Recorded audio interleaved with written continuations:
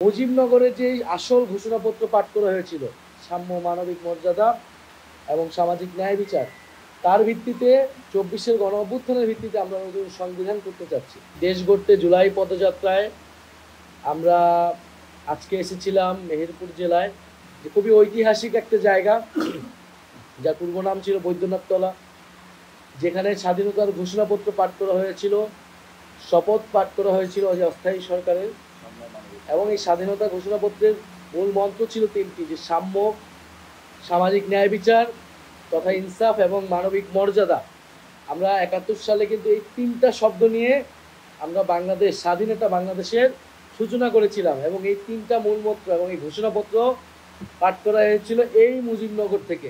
ফলে মুজিবনগর ঐতিহাসিকভাবে খুবই গুরুত্বপূর্ণ একটা জায়গা, এবং এই তিনটা মূল মন্ত্র আমরা বাংলাদেশের ৫৩-৫৪ বছর হইলেও আমরা এখনো অর্জন করতে পারিনি।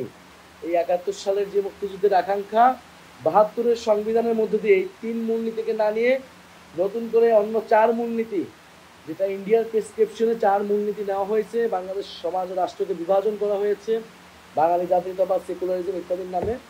আমাদের এখন যে ২৪-এর গণ অভ্যুত্থান, সেটার কিন্তু লড়াই হইতেছে এই মুজিববাদী সংবিধানের বিরুদ্ধে। আমরা এই ৪ মূলনীতিকে, এই মুজিববাদী সংবিধানকে, ভিত্তিটাকে সরিয়ে দিয়ে মুজিবনগরে যে আসল ঘোষণাপত্র পাঠ করা হয়েছিল সাম্য, মানবিক মর্যাদা এবং সামাজিক ন্যায় বিচার, তার ভিত্তিতে ২৪-এর গণ অভ্যুত্থানের ভিত্তিতে আমরা নতুন সংবিধান করতে চাচ্ছি। ফলে আমাদের নতুন সংবিধানের যেই দাবি, আমরা এই মুজিবনগরের এই আজকের এই অফিস থেকে সেই জায়গায় সেই দাবিকে আমরা আরও জোরালোভাবে দেশের মানুষের কাছে বলতে চাচ্ছি। এই মুজিবনগর থেকেই সাম্য, সামাজিক ন্যায় বিচার এবং মানবিক মর্যাদার কথা বলে বাংলাদেশ রাষ্ট্র শুরু হয়েছিল।